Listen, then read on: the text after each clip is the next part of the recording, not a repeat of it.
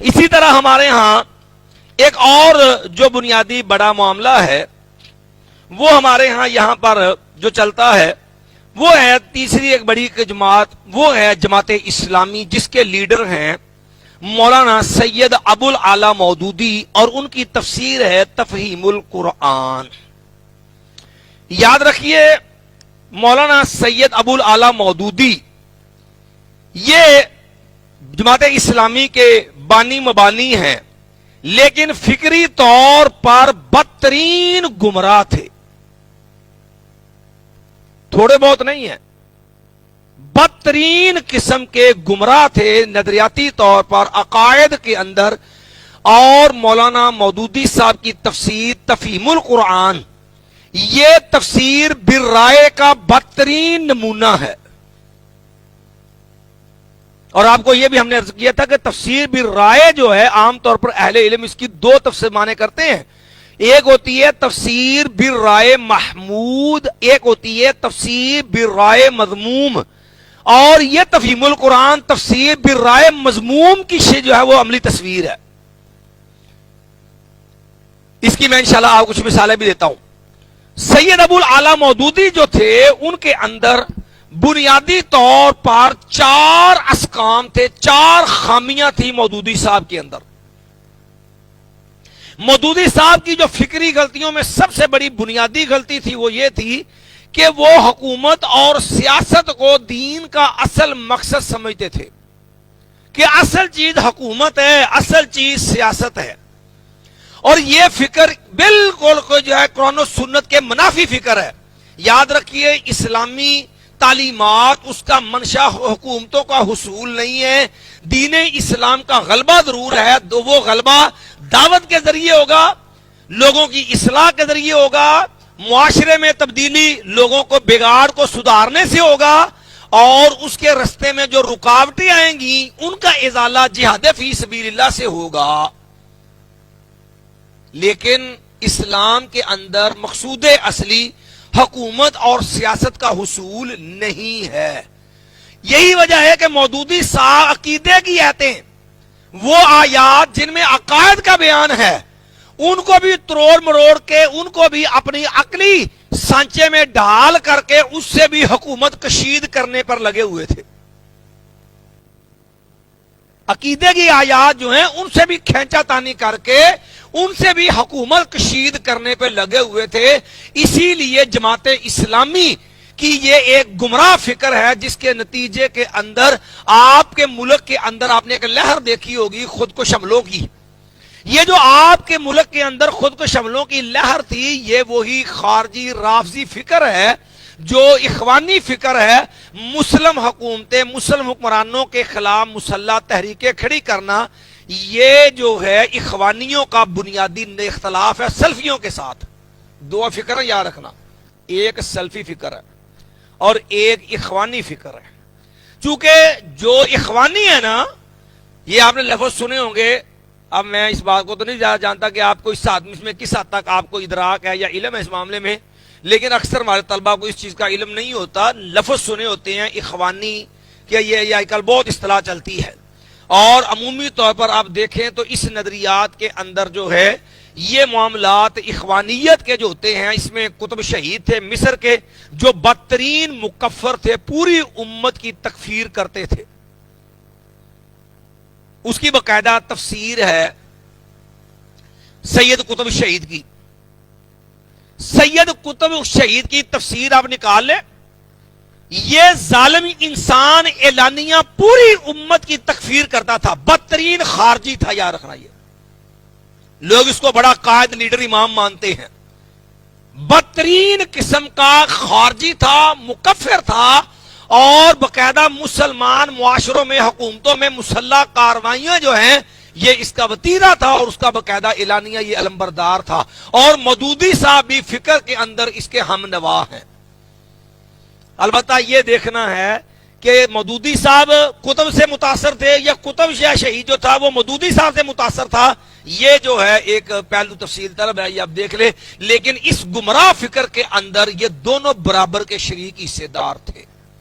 مسلم حکومتوں کے خلاف مسلح تحریکیں۔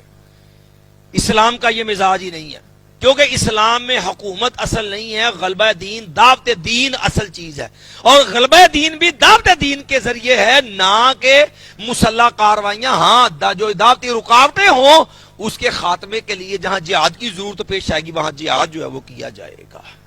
تو ان کے اندر سب سے پہلے یہی وجہ ہے کہ مودودی صاحب کی یہ جو گمراہ فکر تھی حکومتوں کا حصول، اسی کا نتیجہ تھا کہ یہ ایک بدترین ملعون انسان خمینی جیسا خبیث، جو بدترین گستاخ بھی تھا صحابہ کا اور بدترین رافضی تھا، پلید انسان، اور اس ملعون انسان کا اندھا عقیدت مند تھا مودودی، مولوی مودودی بھی، اور اسی طرح اس اخوانی فکر کا حصے دار ہمارے ہاں جو ہیں ڈاکٹر اسرار احمد صاحب، یہ بھی اسی اخوانی فکر کے علمبردار ہیں، صرف انداز میں فرق ہے۔ ڈاکٹر اسرار صاحب اخوانی فکر کے حامل ہیں اور ابو العلا مودودی بھی، اور یہی وجہ ہے کہ جو موجود تھا یہ خبیث انسان ملعون جو خمینی تھا، اس نے جو امت مسلمہ کا قتل عام کیا اپنی حکومت کے حصول کے لیے، اور اس کو امپورٹ کیا گیا تھا جب رضا شاہ پہلوی کے خلاف ایران کے اندر، تو اس نے جو اندھا دھند قتل عام کیا وہ بدترین فساد فی الارض، مودودی صاحب اس کو جو ہے وہ اسلامی انقلاب سے، اور جو ہے اسی طرح جو ہے ڈاکٹر اسرار احمد یہ اس ظالمانہ قتل عام کو اسلامی انقلاب سے تعبیر کرتے ہیں، حالانکہ وہ شیطانی فساد اور امت مسلمہ کا ناحق قتل عام تھا، اور خبیث ملعون روافظ ان کمینوں کا جو ہے وہ اندھا جو ہے ظالمانہ تسلط تھا، اس کو اسلامی انقلاب قرار دینا بھی اسلام کی توہین کے مترادف ہے، یاد رکھنا۔ مودودی صاحب اس کے اندھے میں آتی ہیں اور ڈاکٹر اسرار صاحب بھی اس کے اندھے میں آتی تھے، اس کو اسلامی انقلاب کر، کیوں کہ ان کا مشن ان کے نظریے میں شامل ہے کہ دین کا مقصود اصلی کیا ہے، حکومتوں کا، اور وہ بھی مسلط کیا گیا تھا باقاعدہ، خمینی جیسا ملعون وہ بھی امپورٹ کر کے مسلط کیا گیا تھا ڈنڈے کے زور پہ، اور اندھا دھند امت مسلمہ کا قتل کیا تھا۔ دوسری بنیادی گمراہ کن فکر تھی مودودی صاحب کے اندر کہ آپ اس کی تفسیر رائے کے بدترین نمونے دیکھنے ہوں تو آپ کو تفہیم القرآن کے اندر متعدد جا بجا صفات کے معاملے میں یہ بدترین صفات کی طویلاتیں کرتے ہیں، بلکہ انکار تک کر جاتے ہیں۔ مثال کے طور پہ بسم اللہ الرحمن الرحیم، آپ الرحمن الرحیم اس کی تفسیر نکال لیجئے۔ رحمان الگ ہے، یہ بھی اللہ کی صفت ہے، رحیم الگ ہے۔ اہل علم نے رحمان اور رحیم دونوں رحمتوں کے اندر بڑی تفصیلی بحث کی ہے کہ ایک کا تعلق دنیا کے ساتھ ہے، ایک کے ساتھ ایک آخرت کا ہے، ایک اہل ایمان کے ساتھ ہے، ایک عمومی رحمت ہے۔ اہل علم نے اس کے متعدد تفصیلی مفاہیم بیان کیے ہیں، لیکن مودودی صاحب کے نزدیک رحمان اصل ہے، اور گویا کہ الیاذ باللہ جو صفت رحیم ہے نا یہ صرف تکرار کے لیے آئی ہے، یہ بے مقصد ہے۔ یعنی یوں کہہ لو کہ مودودی صاحب لفظ رحیم کی تفصیل کرتے ہیں اور کہتے کیا ہیں، کہتے یہ آپ یوں ہی سمجھے کہ بندہ لمبا ہے نا، تو آپ نے اس کی لمبائی بیان کرتے ہیں، مجھے تو کہہ دیتے ہیں لمبا ترنگا، بہت لمبا یا لمبوتڑا، تو اب گویا کہ یہ تکرار ہے، گویا کہ یہ لفظ لا یعنی بے مقصد ہے، اس کا اصل کوئی حصہ ہی نہیں ہے اپنے معانی میں اور اپنے مفاہیم میں۔ حالانکہ یہ بات ادنا طالب علم جو عقیدہ واسطیہ پڑھا ہوا ہے وہاں بھی آپ نے یہ بات رحمان اور رحیم اور یہ صفات ان کے فرق آپ نے پڑھے ہیں، اور ان کے اطلاقات بھی سارے آپ نے پڑھے ہوئے ہیں، لیکن مودودی صاحب اعلانیہ اس کے معاملے کے اندر اس قسم کی ظالمانہ تعبیرات پہ کھڑے ہیں۔ دوسری بڑی مثال لے لیجیے آپ تفہیم القرآن کے اندر، اب خالق سبع سماوات، اللہ تعالیٰ نے 7 آسمان پیدا کیے۔ اب یہ بات آپ قرآن سے سمجھے کہ 7 آسمان کیا ہیں۔ اللہ الذی خلق 7 سماوات ومن الارض مثلہن یتنزل الامر بینہن، اللہ رب العالمین کا فرمان ہے اللہ الذی خلق 7 سماوات، اللہ وہ ذات ہے جس نے 7 آسمان پیدا کیے، اور ومن الارض مثلہن، اور اسی کی طرح پھر اللہ نے 7 زمینیں بھی۔ قرآن مجید میں یہ واحد مقام ہے جس کے اندر جو ہے 7 زمینوں کا اشارہ ہے۔ قرآن مجید آسمان کے تو واضح 7 کے الفاظ، آپ تفسیر بالماسور کے اندر معتمد مفسرین امام ابن جریر طبری رحمۃ اللہ علیہ کو پڑھ لیجئے، امام اماد الدین ابن کثیر رحمۃ اللہ علیہ کو پڑھ لیجئے، ان کی رائے بھی یہی ہے کہ یہ 7 جو آسمان ہے، بلکہ آپ حدیث معراج پڑھ کے دیکھ لیجئے، رسول اللہ صلی اللہ علیہ وسلم کا آسمانوں پہ جانا، پہلے آسمان پہ نبیوں سے ملاقات، دوسرے آسمان پہ نبیوں سے ملاقات، تیسرے پہ پھر دیگر انبیاء سے ملاقات، پھر چوتھے پہ، پانچویں پہ، چھٹے پہ، پھر چھٹے پہ سدرۃ المنتہا، ساتویں پہ سدرۃ المنتہا کا پھیلاؤ، یہ 7 آسمانوں کی تفصیل حدیث معراج میں آپ کو مل جائے گی۔ لیکن مودودی صاحب ان 7 آسمانوں کی اس تقسیم کے بھی منکر ہیں۔ مودودی صاحب اس کے بھی منکر ہیں۔ اب مودودی صاحب کی اگر آپ نے اپچ پڑھنی ہوگا، مودودی صاحب نے یہاں پر جو ظلم کیا ہے، مودودی صاحب کی بدترین جو تفسیر بالرائے ہے وہ بھی آپ نے ملاحظہ کرنی ہو تو آپ تفہیم القرآن جو ہے، تفہیم القرآن کا جو ہے وہ پہلی جلد ہے اور صفحہ نمبر 61 ہے، اللہ خالق سبع سماوات، اس کے تحت آپ دیکھ لیجئے مودودی صاحب جو ہیں یہاں پر لکھتے ہیں، کہتے ہیں کہ 7 آسمانوں کی حقیقت کیا ہے؟ کہتے ہیں اس کا تعین مشکل ہے، انسان ہر زمانے میں آسمان یا بالفاظ دیگر، آسمان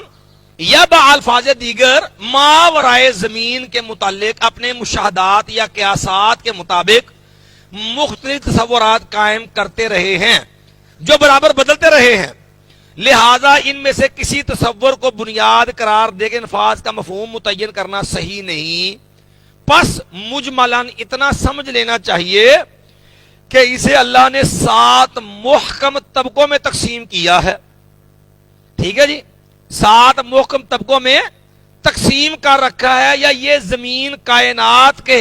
جس طبقے میں واقع ہے وہ 7 طبقوں پر مشتمل ہے۔ اب آسمان اور زمین کو 7 طبقے کہنا، لیکن اس کو معروف جس طرح اس کے 7 آسمان ہیں یا 7 زمینیں ہیں، اس کے مقابلے میں یہ طبقاتی تقسیم، یہ مودودی صاحب کی اپنی اپچ اور ظالمانہ تفسیر بھی رائے ہے، جو صریحاً جو ہے دیگر لفظوں میں قرآن کے انکار کے مترادف فکر ہے۔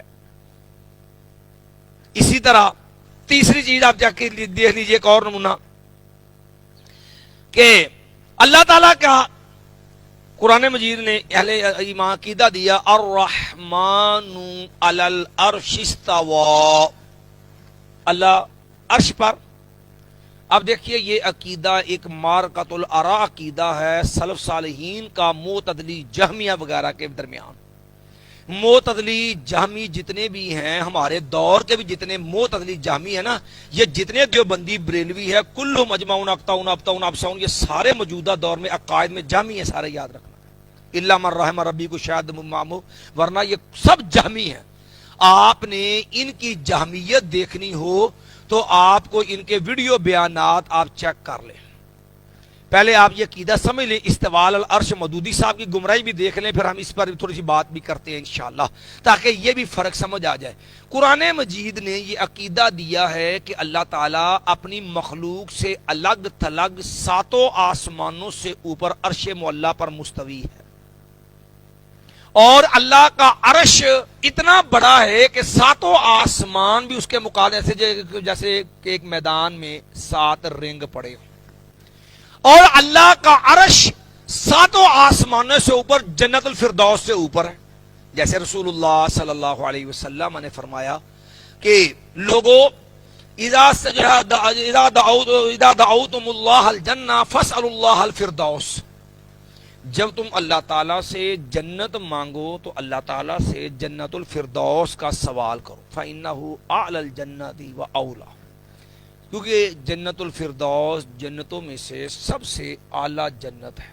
وفوقہا عرش الرحمن، اور جنت الفردوس کے اوپر کیا ہے؟ رحمان کا عرش ہے۔ اب اللہ کا عرش ہے اور جیسے اللہ کی شان کے لائق ہے۔ یاد رکھیے جو چیز جس طرح ثابت ہے اس کی حقیقت ماننا، جتنا ثابت ہے اس کو اس کا اصل معنی میں لینا، اور اس کی حقیقت جتنی سے بیان کی تھی ورنہ اس کو اللہ کی سپرد کرنا، یہ صفات کے معاملے میں اصل ایمان کا بنیادی عقیدہ ہے۔ اللہ عرش کے اوپر مستوی ہے جیسے اس کی شان کے لائق ہے۔ اب یہ عقیدہ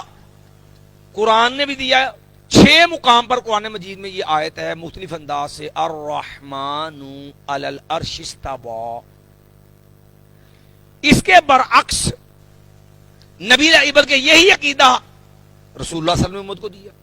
کہ اللہ تعالیٰ مخلوق سے الگ۔ قرآن تو کسی آتے ہیں، صرف یہی نہیں ہے آمنتم من فی السماء ان یخسف بکم الارض فاذا ہی تمور وهو القاہر فوق عبادہ۔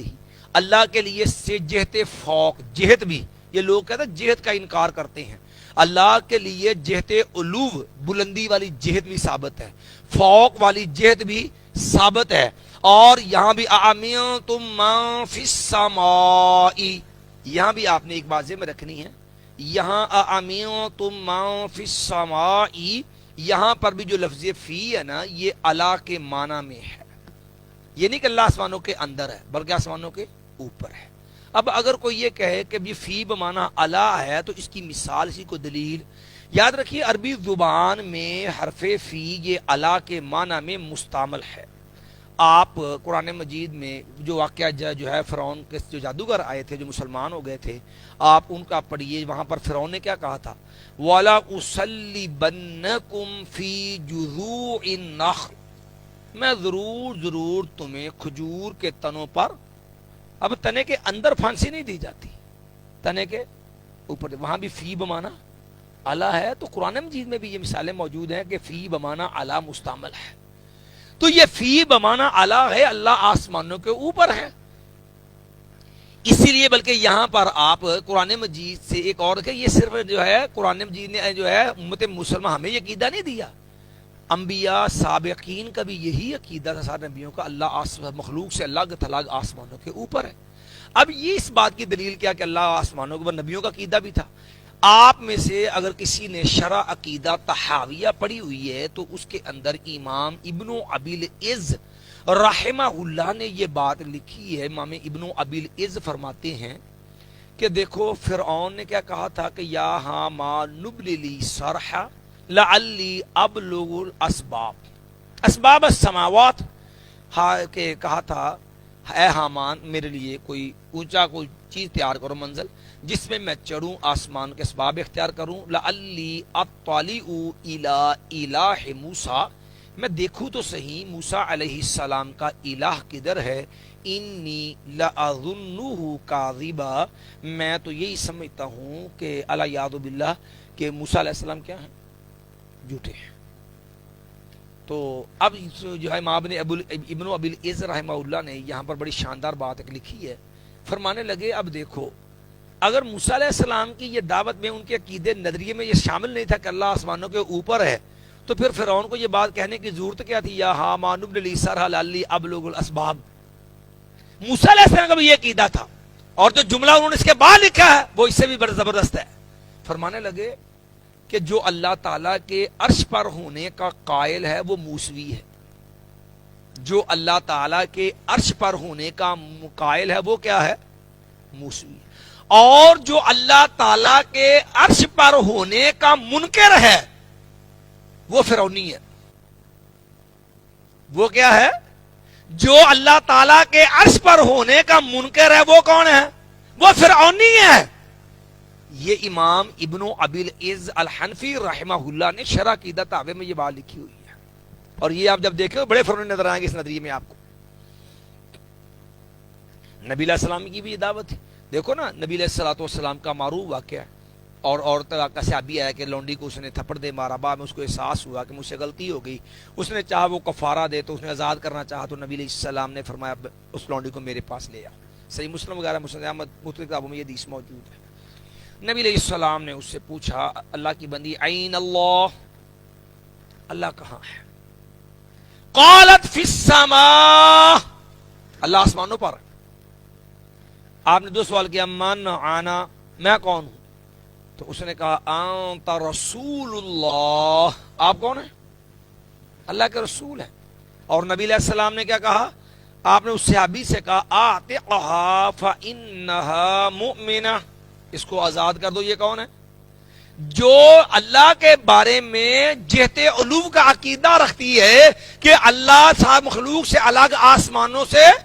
اوپر ہے نبی علیہ السلام اسے کہیں مومن، اور یہاں اہل السنہ کے لفظ پہ جو ہے وہ غاصبانہ قبضہ کرنے والا جہمی کہے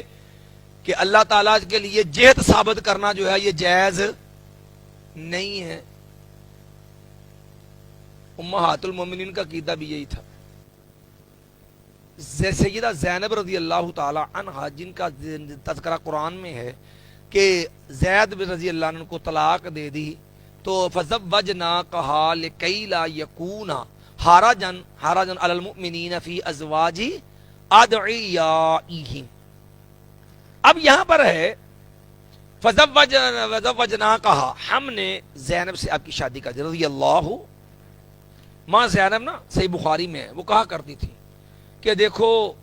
اپنی جو ساتھ سوتنیں ہوتی تھی نبی اللہ کی بیویوں سے کہتی تھی میرا تمہارا ایک فرق ہے، زوجکننا اہالی کننا وزوجنی اللہ من فوق سبع سماوات، میرا اور تمہارا ایک فرق ہے، زوجکننا اہالی کننا، تمہاری شادیاں اللہ کے نبی سے کی ہیں، تمہارے رشتہ داروں نے، گھر والوں نے، تمہارے اہلوں نے، وزوجنی اللہ، اور نبی علیہ السلام سے میری شادی کی ہے، کس نے؟ اچھا کی کہاں سے ہے؟ صرف آسمان، من فوق سبع سماوات، ساتوں آسمانوں سے بھی اوپر سے۔ تو مومنوں کی ماں کا عقیدہ کیا کہ اللہ کدھر ہے؟ آسمانوں کے اوپر، اور جہت کون سی ہے؟ جہت فوق علو۔ مومنوں کی ماں بھی یہ چیز بیان کرتی ہے، اسی لیے سلف صالحین نے باقاعدہ اس عنوان پہ عقیدے کی کتابیں لکھی ہیں۔ امام ذہبی رحمۃ اللہ علیہ کی کتاب ہے 2 جلد چھپی ہے، کتاب علی العظیم، اللہ تعالیٰ کی علوم کے معاملے میں امام ذہبی رحمۃ اللہ علیہ کی علوم پہ باقاعدہ پوری ایک کتاب ہے امام ذہبی رحمۃ اللہ علیہ کی۔ بہرحال بات چلی تھی مودودی صاحب سے کہ مودودی صاحب بھی اس جہمیت کے جو ہیں وہ شکار ہیں۔ اب قرآن نے عقیدہ دیا الرحمن علی العرش استوی، ہم نے دلائل سے بھی آپ کو ساری یہ بات واضح کر دی ہے۔ اب اس عقیدے کے بعد مودودی صاحب دیکھیے، کہتے ہیں مودودی صاحب نے لکھا ہے، یہ تفہیم القرآن ہے، دوسری جلد ہے، صفحہ نمبر 325 ہے، تفہیم القرآن جلد نمبر 2 صفحہ نمبر 325 ہے۔ مودودی صاحب لکھتے ہیں پھر جو ہے تخت حکومت پر جلوہ گر ہوا، یعنی گویا کہ پہلے اللہ کے پاس حکومت بھی، پھر تخت حکومت پر کیا ہوا؟ جلوہ گر ہوا۔ حالانکہ یہ تخت حکومت کیا ہے؟ گویا کہ پہلے نبی اللہ تعالیٰ کو حکومت نہیں سی ہے، اللہ تعالیٰ کو محکوم سی علیہ باللہ، وہ تھے وہ کسی اور دے قبضے حکومت کسی اور کو تھی، تو پھر اللہ نے وہ حکومت حاصل کر لی ہے۔ انا للہ و انا الیہ، یہ صریحاً قرآن کے بھی خلاف ہے، حدیث کے بھی خلاف، اجماع امت کے بھی خلاف ہے کہ پھر اللہ تعالیٰ تخت حکومت پر جلوہ گر ہوا۔ کہتے ہیں اللہ کے پہلے عرش پر، ادھر نتیجہ کیا نکلے گا کہ اس تو پہلے اللہ تعالیٰ کے عرش پہ حکومت، یہ ہمارے حنفی بھی جو جتنے جہمی ہیں نا یہی کہتے ہیں کہ استوا مانا استولا ہے، اللہ نے عرش پہ قبضہ کر لیا، عرش پہ قابض ہو گیا، گویا کہ اللہ الیاذ باللہ جو ہے وہ پہلے عرش پہ، اللہ عرش کے جو عرش تھا وہ اللہ کے پاس نہیں تھا، اللہ کی حکومت میں نہیں تھا، وہ کسی اور کے قبضے میں تھا، یا وہ اللہ سے چھینا ہوا تھا معاذ اللہ۔ تو کہتے ہیں باقی وہ حدیث آتی ہے کہ اللہ کا عرش پانی پر تھا، تو کہتا ہے یہ ہماری سمجھ سے بالا تر ہے۔ آگی جہمیت، عقل پرستی، اعتدال، کہتا ہے وہ ہماری سمجھ سے ہی بالا تر ہے۔ کہتا ہے کہ خدا کی سلطنت پانی پر تھی، حالانکہ یہ صرف باطل تحریف ہے ظالم انسان کی اس معاملے کے، اور مودودی صاحب اس میں سے بدترین گمراہ تھے نظریاتی عقائد پر، تفسیر الرائے میں، صفات کے معاملے میں، اور پھر جو یہ نظریہ حکومتوں کے حصول دین کا اصل ہدف قرار دینے میں۔